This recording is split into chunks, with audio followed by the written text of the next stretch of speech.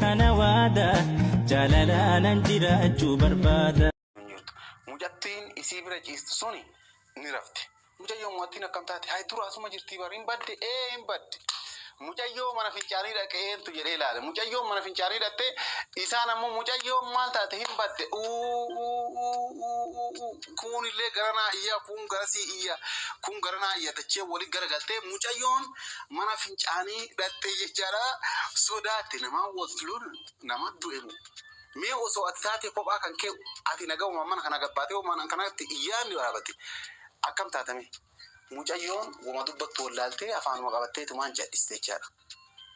Karaas mana fincaanii dhaqxee muratte ofii waan taatu wallaalte uummata iyyee walii garagalee maal jedhu mucattiin kun garana fiigaa karaa isiin hin baddeeni yaadan kun garana fiigaa kun karaa hunda qabate mucayyoon ka lubbuun itti dhufte sun sodaatte maaliif sodaatte nama du'emu nama wallolemu maaltu waatu waa hatemu maal jettee mucayyoon fayyaalummaa nagaa ofii jechaadha.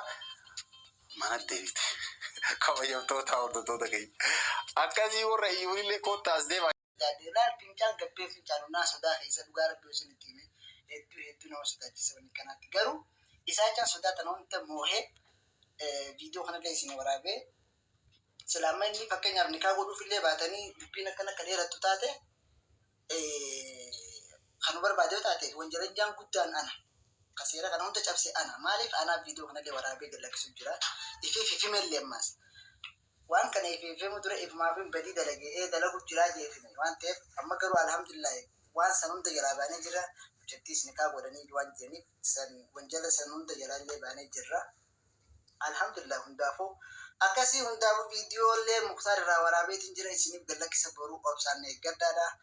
Gizee Muktaar gizeen itti gammachuun ni gammadee hunda waraabeetiin jira isiniif galaksisa viidiyoo kana dura isinii galakseetiin san boodatti aansa akkasii nufaana turaan affeeraa keenya hundaafuu wal cinaa dhaabbadha namni gizeenii fi rakkoota keessa saamina keessa seenee wal cinaa dhaabbadha wallaahi rabbiin ni fura maal beektaa riskummaan tunuu obboleessaa wajjin jirti malee kophaa riskiin uumamte takka hin jirtu riskummaanuu kophaa siin uumamte namaa wajji walitti hidha sun namarra nama fakkeenyaaf waan hin qabu ati hin qabdu waan hin sun qabu sun hin qabu gizee waa walirraa bitadhu maallaqa qaba ati waan sirraa bitadhu qabu maallaqa sana ati hin qabdu itti ajamtu si kanneetti waan itti qabdu sirraa fudhadhu anis waan hin qabne akkasii jechuudha dirqama namni namaa walitti hidhaa waan ta'eef nama jaalattan jabeessaa wal jajjabeeffadhaa isin jenna asirraa gorsa guddaa argachuu qabdan jeetii yaada amma gaan ufeetiin jira beektaa kanaaf akkanatti jigalfadhaa asii jira.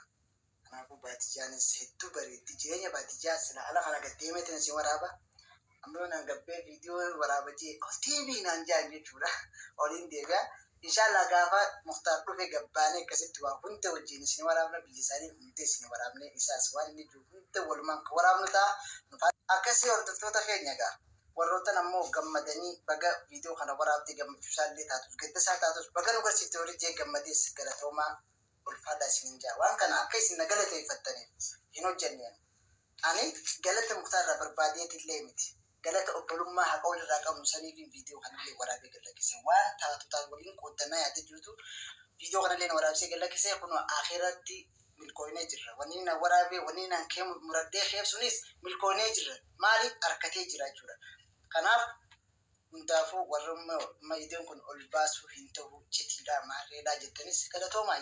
Haadha qabdutti cakkanii sheerduus godhaa rabbummaan siin qabe.